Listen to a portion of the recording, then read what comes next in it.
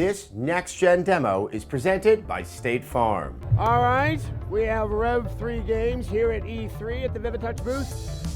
We're about to talk about one of the surprises this week, the new game that was revealed at Ubisoft's press conference, The Division.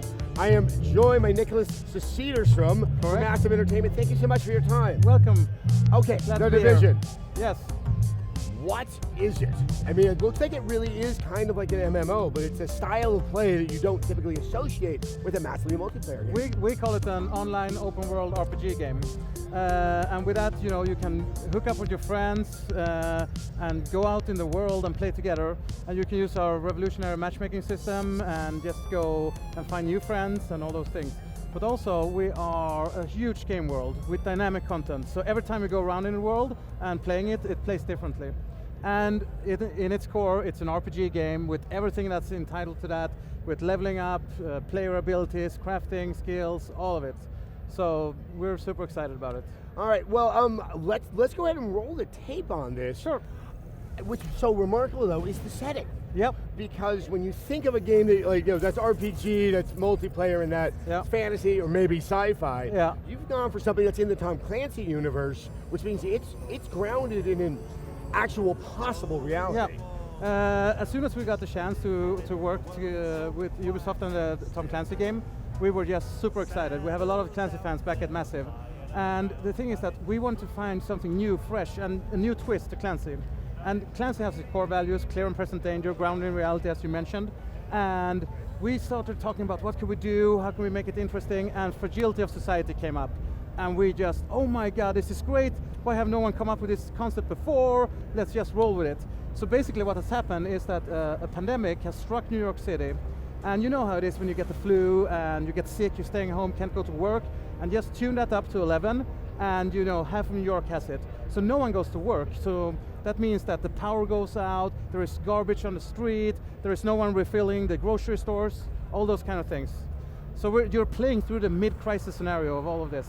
This is also one of the most beautiful looking, horrible places I have ever seen. It's really we're trying to striking in the graphical fidelity. Yeah. So, as an RPG, I mean, is it I'm trying to think of an existing corollary in terms of how you sort of grow, how you upgrade, and how you're earning experience. Is that fair, or are you doing something much different in that realm? If you look here at the map now, we can see that traditional RPGs and MMORPGs usually have, like, you go to a quest giver, he tells you, go do this for me, come back.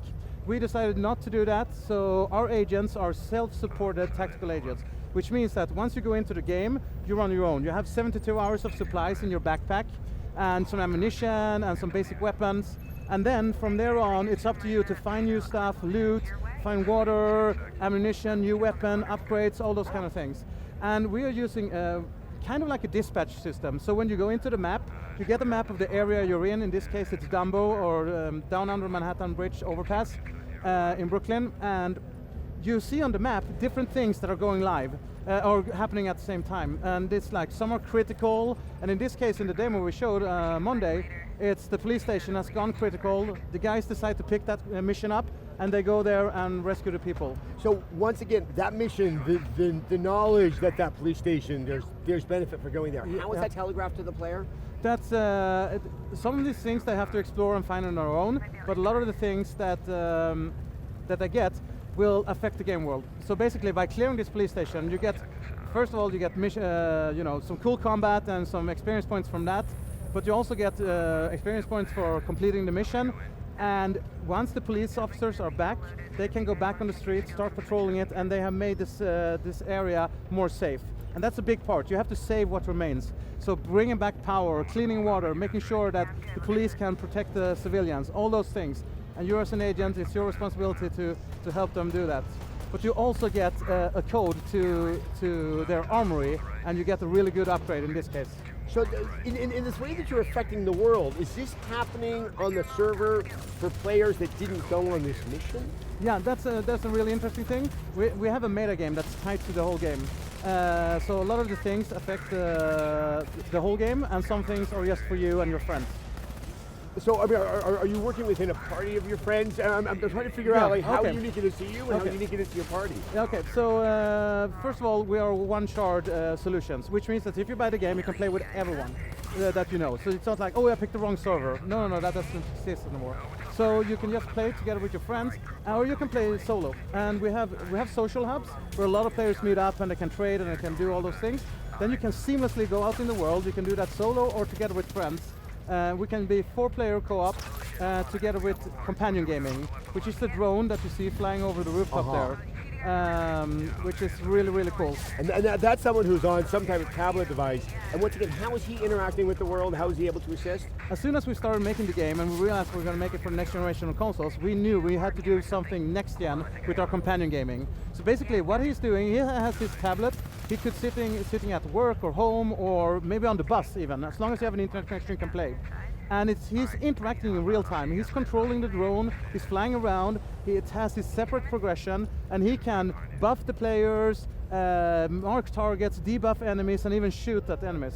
Oh, all right. And it's all in real time, it's really cool. And you had mentioned that there's something very unique about your matchmaking system. Yeah, so we want to do something revolutionary, since we want to make sure that the game is played, it's plays best when you play with friends. Obviously, some people want to play on their own, they can go ahead and do that, it's perfectly fine. As soon as you group up with other people, the game scales, the difficulty becomes harder, and you get more rewards, better XP, more loot, all those kind of things.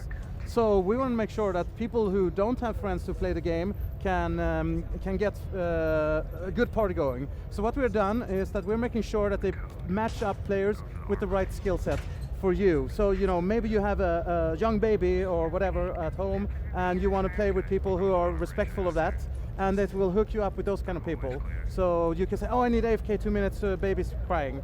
And then everyone has the same situations, they say, fine, okay, no problem.